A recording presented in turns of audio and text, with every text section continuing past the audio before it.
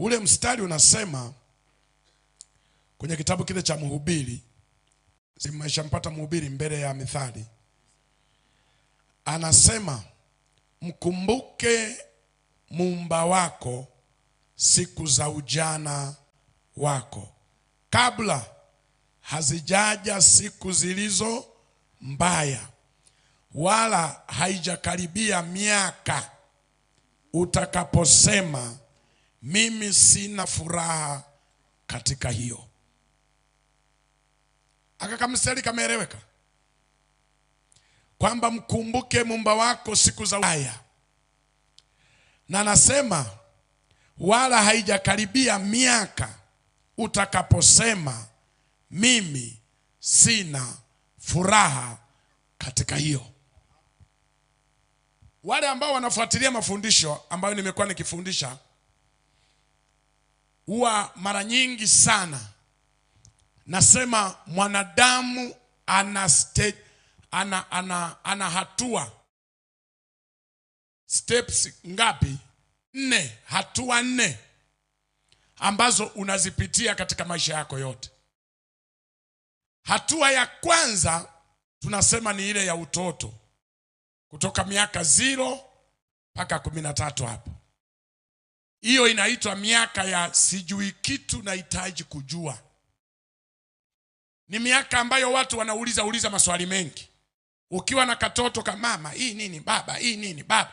Ukisafiri na katoto kama miaka hiyo 0, tuseme mtoto anayeanza kuongea, ukaenda naye Nairobi kule mjini, kila kitu anauliza kwa sababu anataka kujua. Amen. Ni miaka ya sijui kitu, nahitaji kujua. Na ndio miaka ambayo watoto wanapelekwa shule wasome shule ya msingi. Sisi kwetu tunasema shule ya msingi, primary, kindergarten. Ni kipindi ambacho mtoto anataka kujua. Lakini miaka sasa hivi imechangamka kuanzia 14 mpaka, ndio maana juzi niliwaambia 45 mpaka 45 inaitwa miaka ya najua kila kitu, sihitaji msaada wa mtu. Ni miaka ya ujuaji. Ni miaka ambayo yani wewe ukipewa kazi ya kuongoza hao wa miaka hiyo, Mungu akupe neema. Kiongozi wa vijana yuko wapi? Viongozi wa vijana hili kanisa, unaisomaje namba kuongoza age hii? Asante, endelea na shughuli zako. Yani ukipewa kazi ya kuongoza vijana, unatakiwa uokoke uokovu wa pili. Yani ule wa kwanza wa dhambi, wa pili uokoke wa kuishi na vijana. Kwa sababu ni kundi ambalo ni sumbufu. Ndio maana hata wachungaji wanajua, ukilimaintain kundi hili likakaa sawa, umeliweza kanisa. Kwa sababu hawatabiriki. Kila mmoja ni mjuaji.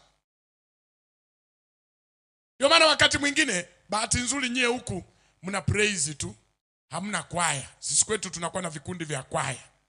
Kijana wangu anajua. Praise ni kikundi kinajitegemea, lakini kuna kwaya, kuna ya wamama, kuna ya baba, kuna ya vijana. Sasa kwaya inayosumbua ya vijana, kwa sababu wote ni wajuaji. Yani mwalimu anaweza kawa anafundisha yuko mbele, wote ni walimu. Mwalimu anawaambia hapa tuseme Bwana Yesu, anainuka mwingine kule mwalimu feki, na yeye anasema alafu tuseme atakaporudi. Sasa unashindwa kuelewa mwalimu wa hii kwaya ni nani. Anakuwepo mwalimu wa step kwamba huu wimbo toka tunaenda hivi, tunaenda hivi, tunaenda hivi. Mwingine anasema ya hapo sawa, alafu tukienda hivi tunamalizia hapa. Yani na yeye aonekane amecontribute kale ka kwenda hivi. Yani aseme kwenye wimbo ule nilizalisha kaa hivi. Kwa sababu wote ni wajuaji. Wakati mwingine hata fedha za vijana zinaweza kutunzwa na watu 7. Unakuta huyu ana 10,000, huyu ana 5,000, huyu ana 2,000. Mhazina ameshika 500. Unamuuliza, "We, hii hela shike treasure." Anasema, "Kwani mimi zikikaa kwangu kuna shida gani?" Kwani yaani vijana walika hiyo wote ni wajuaji. Sasa hivi ukipita humo vijiweni, si kwetu tunasema vijiweni, mahali wanapokaa vijana, kila mmoja amewahi kuishi Ukraine na Russia. Kila mmoja utasikia, yani yule bwana si rais wa nani, yani utafikiri yule rais wa Russia ni mjomba wake. Utafikiri Ukraine ndio kijiji alikozaliwa. Yani hakuna naye msikiliza mwenzake. Yani anasema ni kule ile vita imepamba, anasema wewe kuna watu kule nasikia wameishiwa vyakula. Sisi kula kwa nani? Yani wote ni wajuaji. Sasa hivi hapa kuna siasa Kenya za uchaguzi. Vijana wote ni wajuaji. Mtu anamueleza Raila, utafikiri walisoma wote. Anamueleza Ruto, utafikiri ameoa shangazi yake. Yani vijana ni wajuaji, ni rika ambayo wakati mwingine hata sisi wazee unapokaa nao kwanza kuwaelemesha mambo, mwanangu, unajua dunia hii, mwanangu, tufanye, unakuta anakuangalia. Yaani anasema baba, yani wewe wakuniambia mimi. Kuna kijana mmoja mpaka alimwambia mama yake, akasema mama, kuwa uyaone. Yani kwamba yeye ameyaona mengi kuliko mama yake. Hii ndio lika ya hatari. Amen.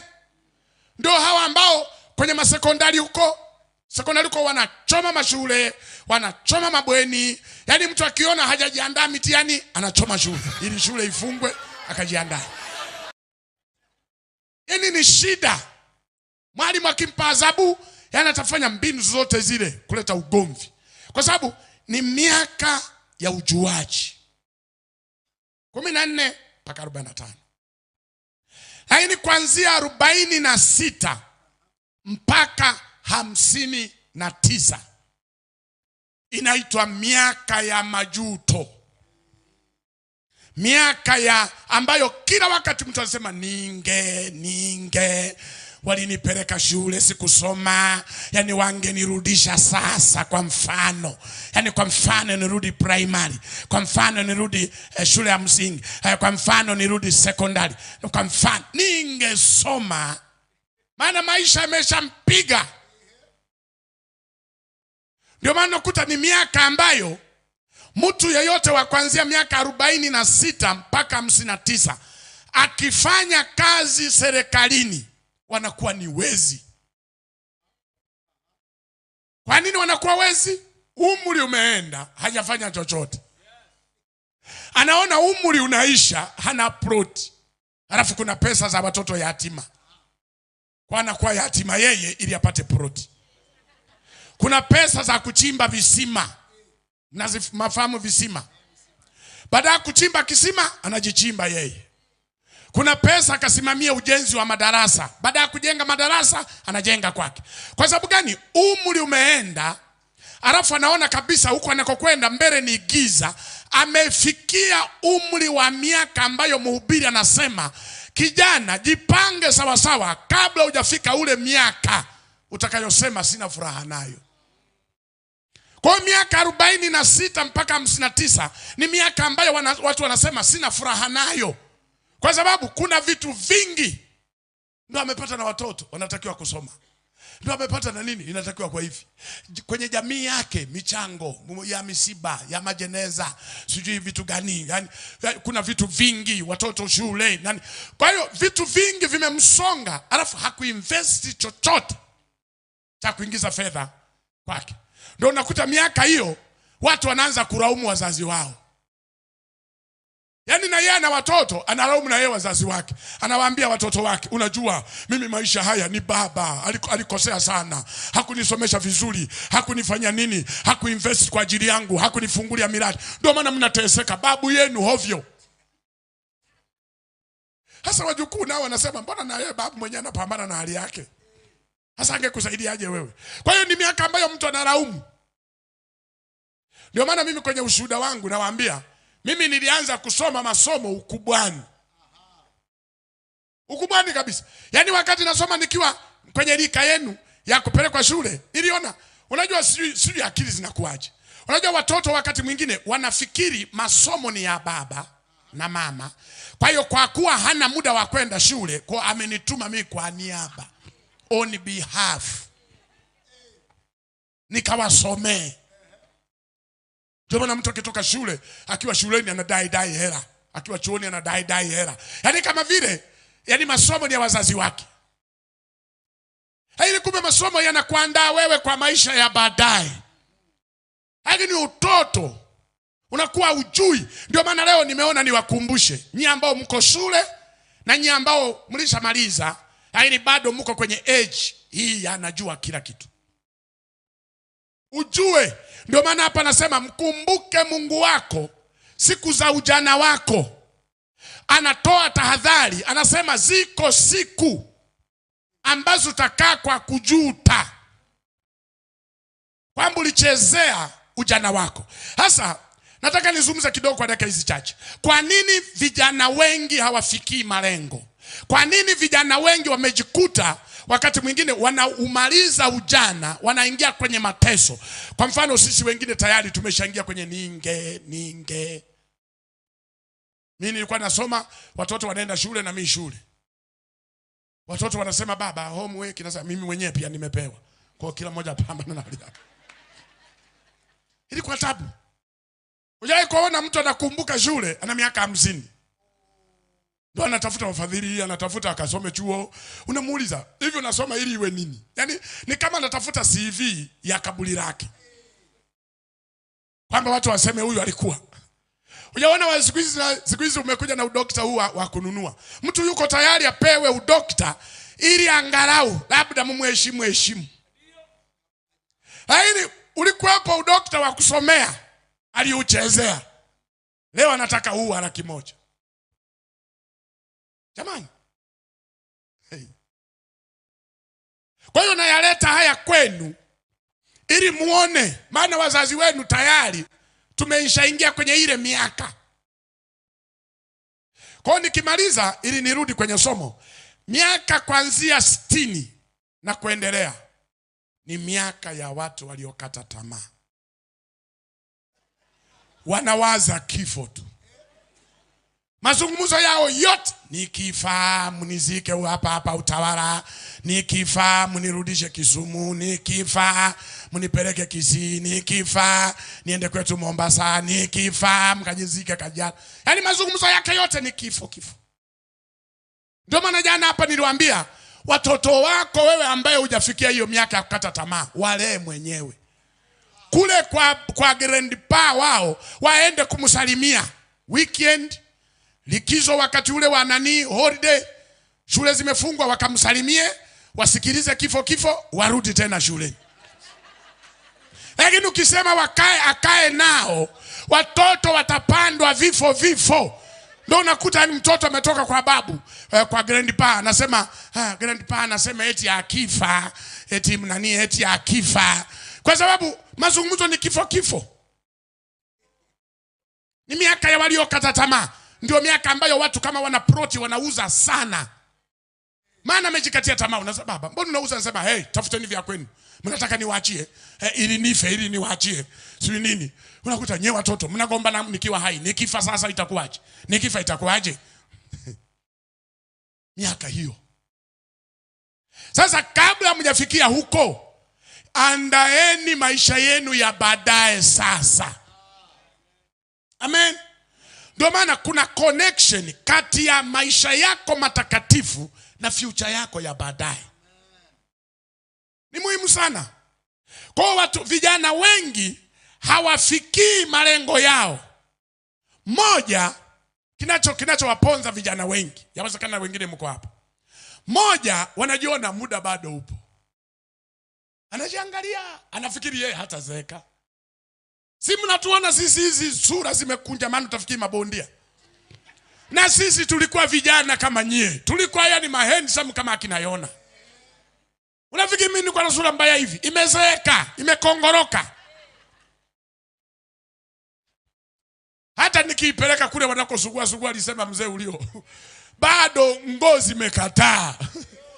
Ishazeka. Na baada ya muda si mfupi center bolt itakatika hapa. Nitaanza kutembea namna hii. Yaani yule grandpa unayemuona, yule bibi yako yule, na yeye alikuwa msichana enzi zake, alisumbua watu. Enzi zake na yeye kuna watu walishindwa kujenga, alikuwa wembe mkali. Alikula salari za watu, alikula vinua mgongo, aliwanyanyasa watu. Hiyo.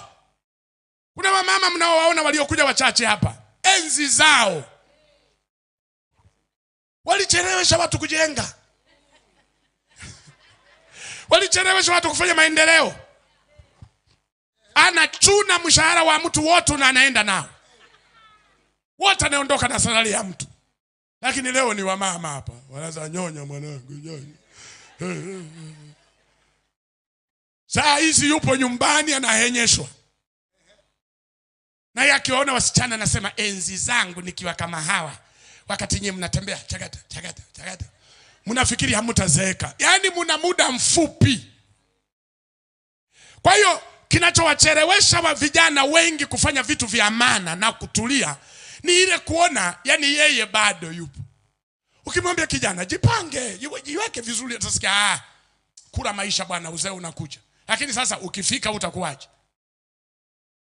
Kwa hiyo unapoona bado muda upo, alafu unaona huu muda uliopo ngoja nicheze kwanza, andaa future yako, kwa sababu future yako sasa iko mikononi mwako.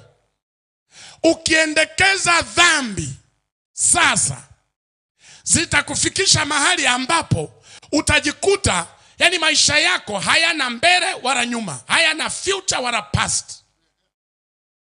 Yani unakuwa mtu ambaye maisha yako sasa haya wakati ulikuwa na nafasi ya kutumia wakati wako vizuri. Sasa ili utumie wakati wako vizuri, mambo gani ya kufanya? Ndio ambayo nimetaka nikuambie leo. Kwamba wakati wote ishi katika future yako. Kabla hujaifikia, anza kuishi sasa kimawazo.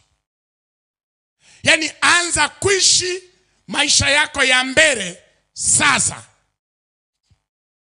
Hamjanielewa, ngoja nitoe mifano. Wangapi vijana bado hamjaanza kumiliki magari? Yaani huna gari ya kwako. Yaani huna. Usiangalie ile ya baba, ile walikomana mama. Usifikirie ya kwenu. Nawaambiaga watoto wangu, magari haya mnayoyaona hapa ni yangu na mke wangu. Wala msiyakodolee macho. Wala hata mkifika huko msiseme kwetu tuna magari. Mseme baba na magari. Haya sio ya kwenu. Na nyinyi mkapambane na hali yenu huko mkatafuta. Amen. Na wajenga fikira wasianze kukodolea haya. Sasa nyinyi ambao mmesema hamna magari, lakini wangapi wanasema baba mchungaji, naamini siku moja uko mbele nitaendesha gari. Hapo ndo wamenyosha na wala ambao hawakunyosha. Sasa kwa maana hiyo, tukipeleka kichwa chako maabara, tayari maabara mnafahamu, laboratory. Tukipeleka kichwa chako tayari kina gari, tayari kinaendesha, tayari unamiliki gari, unamiliki nyumba gorofa, unamiliki sio kitu gani kwenye mawazo. Kijana yeyote aliyeanza kumiliki hivyo vitu kwenye kichwa chake, maisha yake yako tofauti. Hata naposoma, akifanya biashara, akifanya kila kitu, tayari ameanza kuishi na mke kwenye mawazo. Ameanza kuishi na mwanaume kwenye mawazo. Kwa unakuta kijana bado ni mdogo, lakini ameibeba future kwenye kichwa chake. Ana mke, anaenda saruni, ana mke, anaenda shopping, ana mke. Sasa ukiwa na hivyo, maana yake mbele yako unaiona gharama ambayo itakuhusu. Kwa hiyo pesa zinazopita mikononi mwako huwezi kuzichezea ovyo.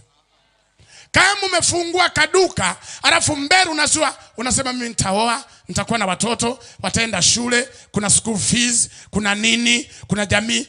Hiyo uuzaji wa duka wa kijana wa namna hiyo uko tofauti. Shop yake anakuwa careful. Hawezi kuachia vitu ovyo ovyo.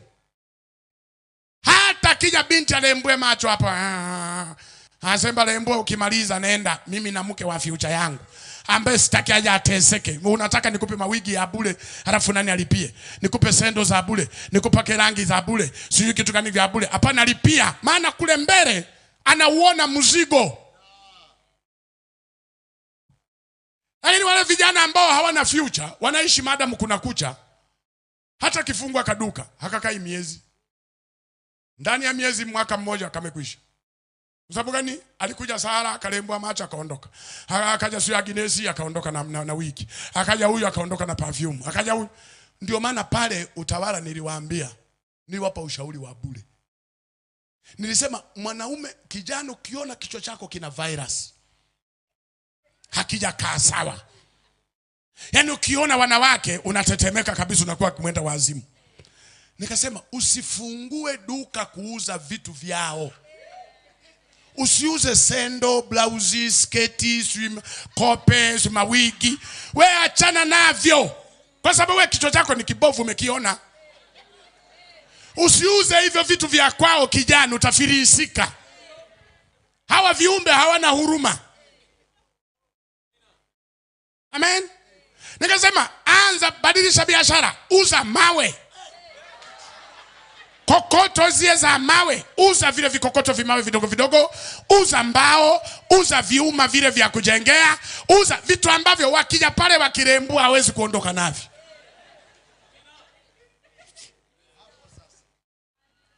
Hasa wewe kichwa kibovu, unauza perfume, unauza mafuta, lotion, si vitu gani? Unyunyu. Wanaondoka. Leo utasikia unyunyu, ngoja tuone. Mzuri, rudisha.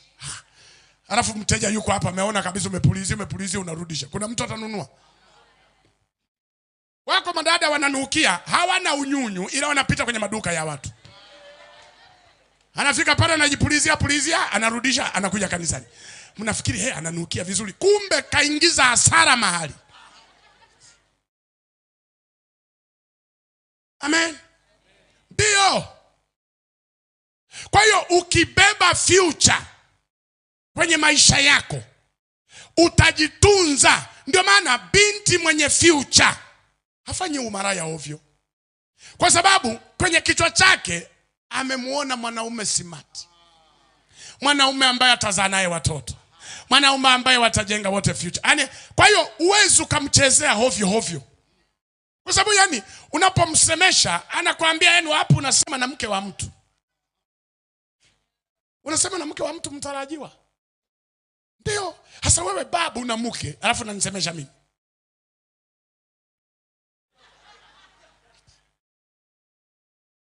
Amen. Lakini ukiona binti kila mahali ana ugonjwa, sisi kwetu tunaita wa kifafa. Mnakifahamu kifafa?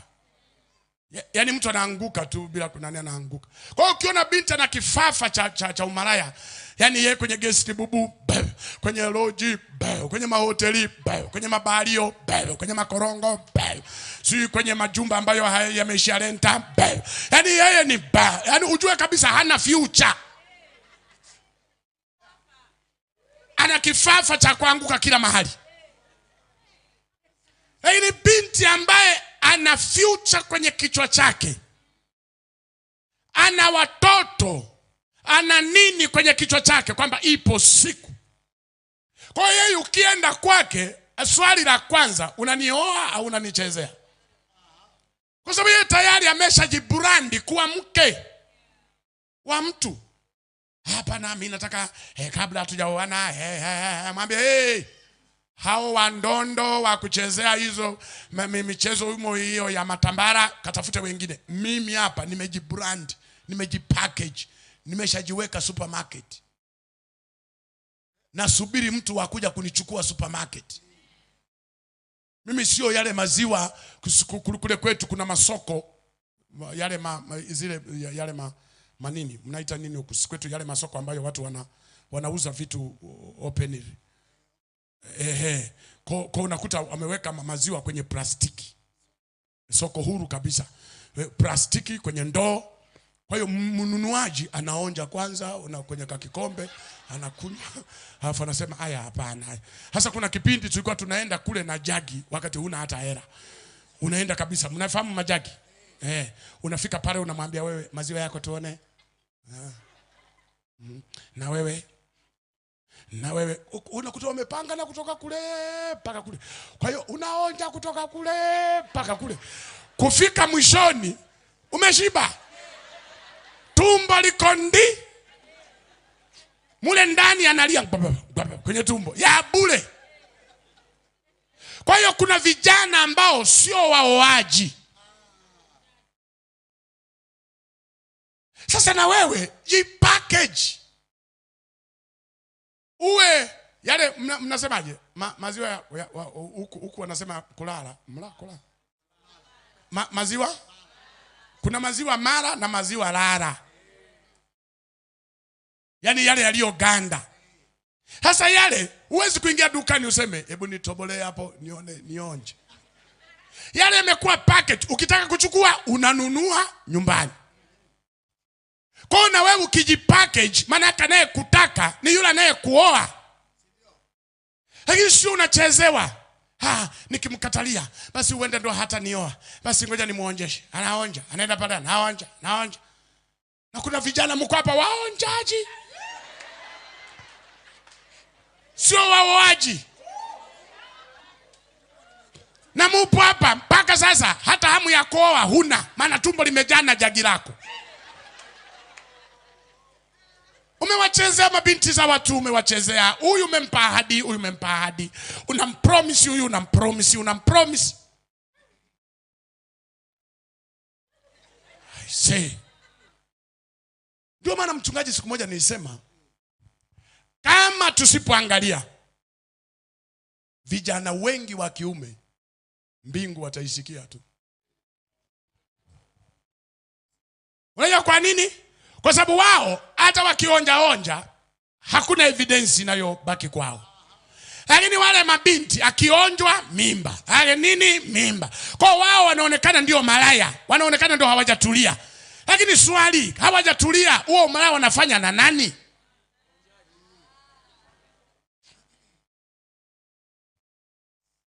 Zamani zilikuwa watu wakipata mimba wanafukuza. Siku hizi makanisa ya leo ya WW. Mtu anapata mimba wala hata msikii kama litengwa, lisimamishwa. Anaenda anashusha injini yake, anarudi tena kwenye kanisa, anaendelea kama kawaida.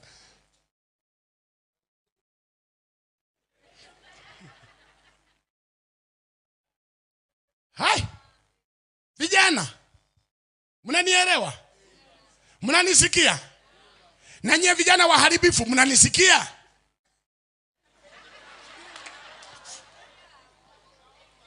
Wako kimya kama vile hawapo.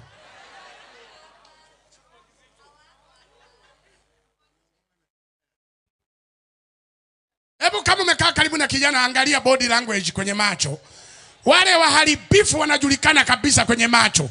Wale kwamba huyu ni mharibifu wa binti za watu. Ndio maana mimi niliwapa mbinu vijana. Nikasema akisema nataka kukuoa, mwambie, muulize maswali matatu. Kwa jina la Mungu Baba, unasemaje? Nataka nikuoe. Kwa jina la Mungu Mwana, nakuuliza. Kwa jina la Mungu Roho Mtakatifu, unasemaje? Nataka nikuoe. Serious? Sawa, na mimi nimekubali. Kwambie umekubali? Okay, sawa. Tegea Jumapili.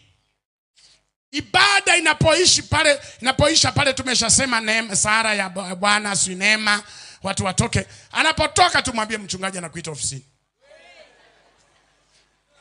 Mchungaji anakuita ofisini. Kuna shida gani? Tuende tu. Anakuita. Mkifika kwa mchungaji kuna shida gani? Eti uliniita. Ambia ni mimi nimemleta. Baba, maombi yako yamejibiwa. Uliniombea kwamba nipate mwenza. Mungu amejibu, huyu hapa. Nimeona kwa kuwa uchumba sio uchawi, utuombe. Tuombe, tupige magoti, tuombe.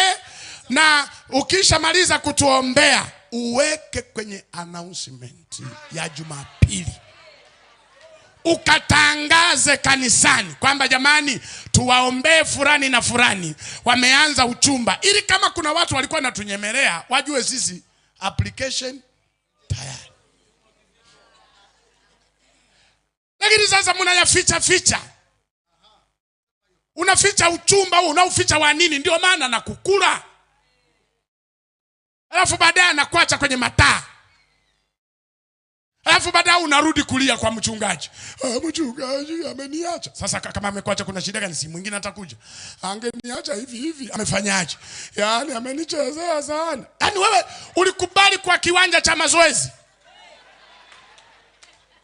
Hivi kweli binti mwenye future ya kuwa mke wa mtu unakubali aje kufanya uzinzi na umalaya wa namna hiyo?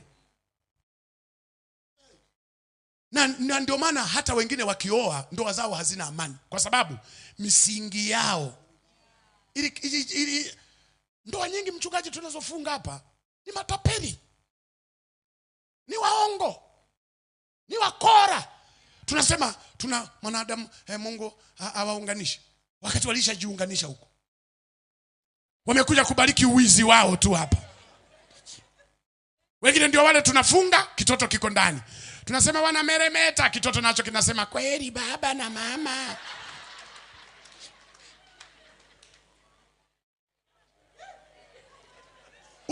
Na ndoa za namna hii wana haraka hao. Utasika mchungaji, mimi nahamishiwa Mombasa, nahamishiwa si wapi na wapi, kwa hiyo nataka nifunge ndoa. Baba tufanye haraka. Jamani, mpate mafundisho haraka haraka baba, haraka haraka. Kumbe walishajifungisha huko kwenye maroji. Tunafunga ndoa za kipagani kabisa. Mnabadilika sura ni? Bahati yenu, muda umeisha. Bwana Yesu asifiwe. Kwa hiyo anza kuishi kwenye future yako.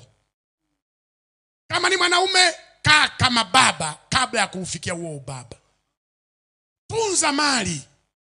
Ukipeleka shule, soma. Yaani unaposoma useme yaani nasoma kwa ajili ya watoto wangu. Nasoma kwa ajili ya mke wangu asije kuteseka. Nasoma kwa ajili kwa sababu future unayo hapo. Ndio inayokutesa. Inakufanya uweke miguu kwenye maji, inakufanya uamke usiku kusoma, inakufanya yani usicheze hovyo na masomo kwa sababu umebeba future. Binti unajitunza kwa sababu we ni mume wa mtu, ni mke wa mtu. Unasema kabisa najitunza, nafanya biashara. Inawezekana nikaolewa na mwanaume ambaye, si unajua wako wanaume ambao yani yupo tu. Anakutegemea wewe kila kitu.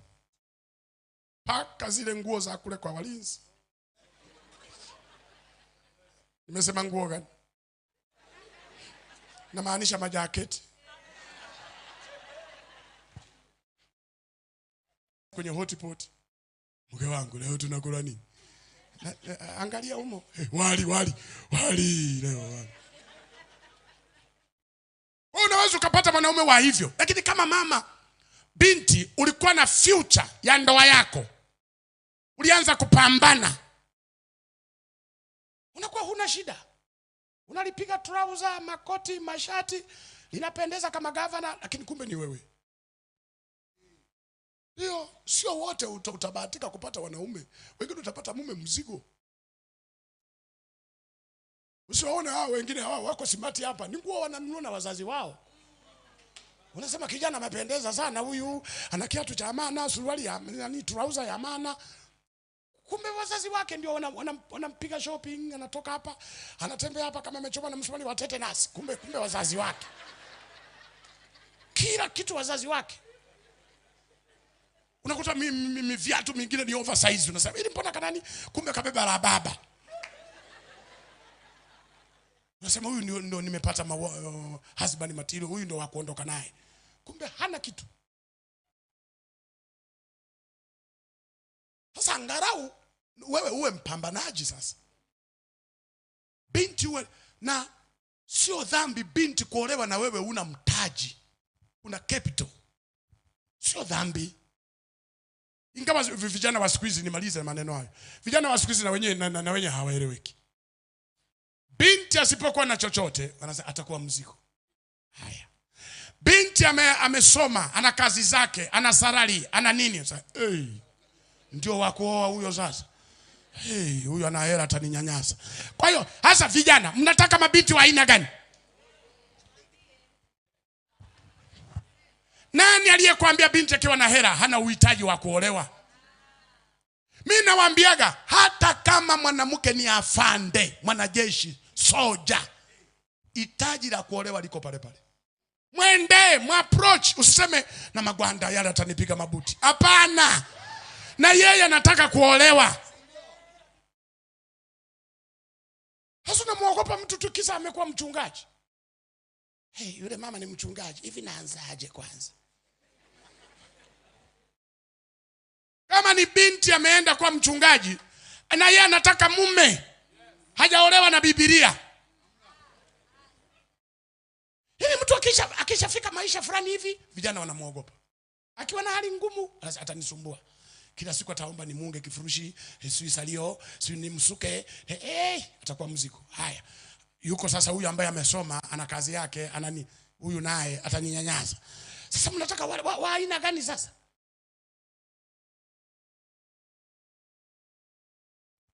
Hello. Pointi ya leo ya kuondoka nayo, kijana, anza kuishi kwenye future yako. Amen. Anza kuishi kwenye nini? Future yako. Yaani usome ukiwa unaiona future hii hapa. Yaani fanya biashara ukiwa unaona ukubwa wa mzigo ulionao mbele. Kwamba kuna watoto natakiwa kusomesha. Kuna nini natakiwa kufanya hivi. Kuna nini sasa, mzigo wote huo unanilemea mimi. Kwa hiyo lazima nikomae. Okay, fanya biashara ukijua mbele kuna mzigo.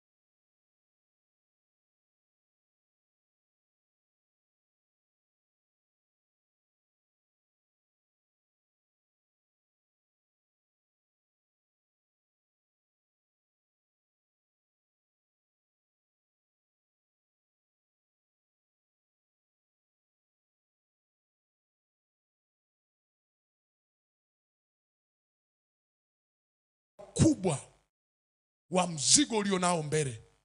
Kwamba kuna watoto natakiwa kusomesha. Kuna nini natakiwa kufanya hivi. Kuna nini sasa, mzigo wote huo unanilemea mimi. Kwa hiyo lazima nikomae. Okay, fanya biashara ukijua mbele kuna mzigo.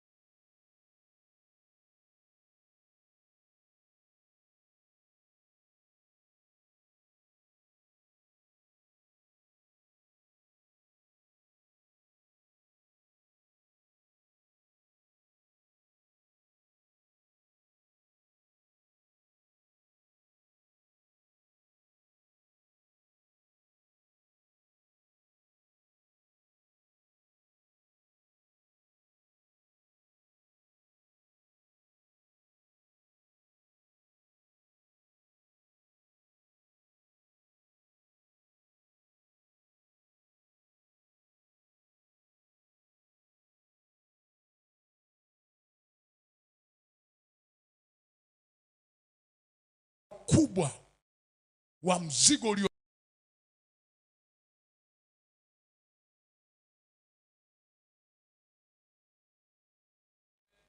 Pointi ya leo ya kuondoka nayo,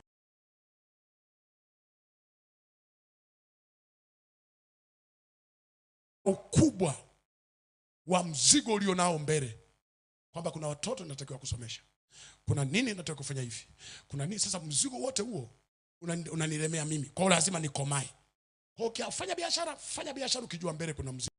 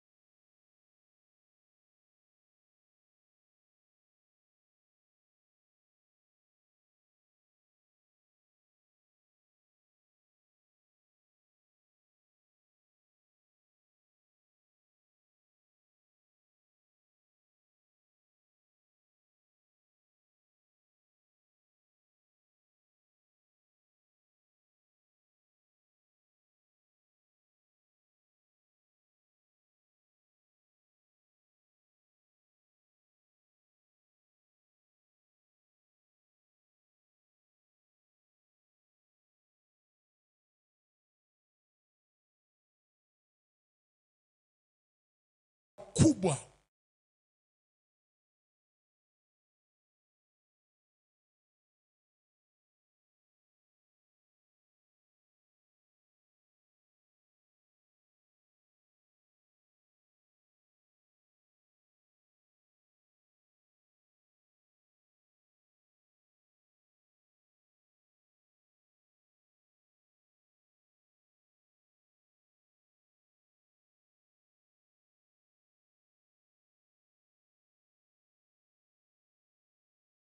haya, na atakuwa upande wetu wakati wote, na atatulinda na kututunza katika jina lako Yesu Kristo.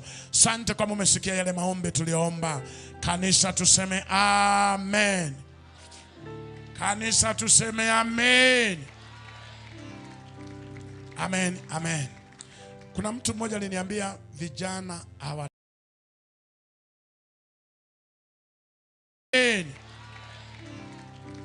Amen, amen.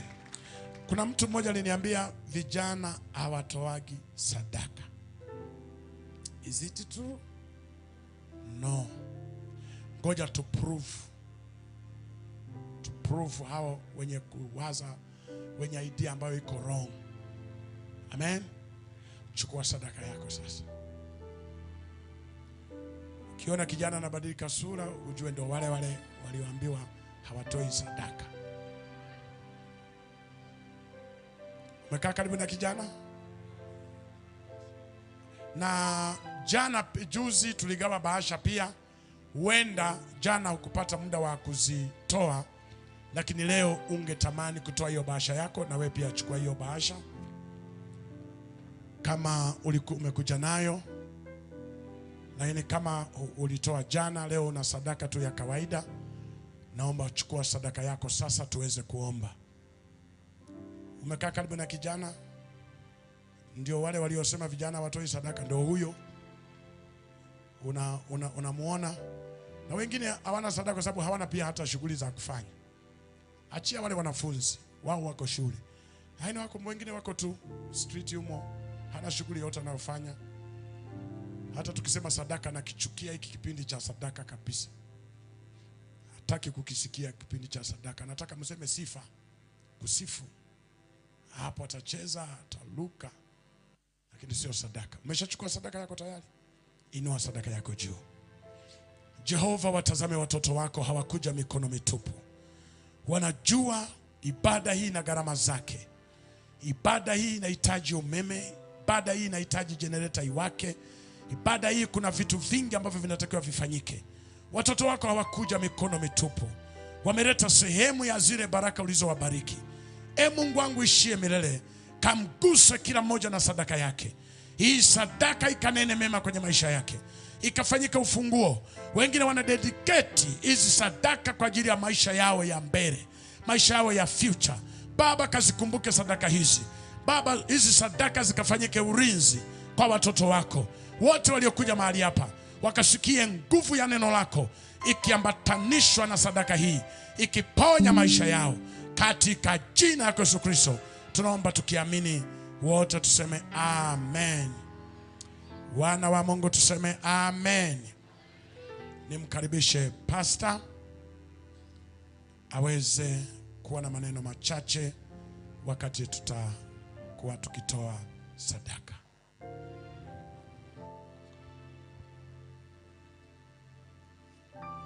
Kabla tujainuka na kutoa sadaka, mchungaji alikuwa anasema tusifunge kwa sababu tumefundisha, lakini pia tulikuwa tunahubiri. Tusikunyime hii nafasi. Inawezekana moyoni mwako wakati nafundisha hapa kuna vitu umesema, mchungaji, kuna watu wamemnongoneza nini? Mbona kuna vitu anaongea sawa sawa na maisha yangu? Kuna vitu haviko sawa kwenye maisha yangu. Kweli umesikia hatia moyoni. Unatamani kumpa Yesu Kristo maisha yako. Unatamani tukuombee ili Mungu wetu akusamee, akutakase. Unasema mimi leo nataka niokoke kabisa. Nikabidhi maisha yangu kwa Bwana Yesu. Ujana wangu uwe mikononi mwa Yesu. Mama wangu, baba wangu uwe mikononi mwa Yesu. Unasema mchungaji, ingawa ulikuwa unafundisha vijana, lakini mimi ni mtu mzima. Haya maneno yamenigusa na mimi nataka nianze upya safari yangu ya maisha ya kiroho. Unatamani tukuombee. Kama upo, tusikunyime hii nafasi. Amen. Punga mkono wako hivi unayetaka kuombewa. Unasema niombee mchungaji, nimeguswa na neno. Punga mkono wako hata kule nyuma. Unasema nimeguswa, naomba uniombee. Niko tayari kubadilisha maisha yangu. Kama upo, ili uje hapa mbele tuweze kukuombea. Tupo? Amen. Kwa hiyo wote tumempa Yesu maisha yetu. Wote tuliokata shauri punga mikono, ambao Yesu ni Bwana, tumeokoka. Punga mikono.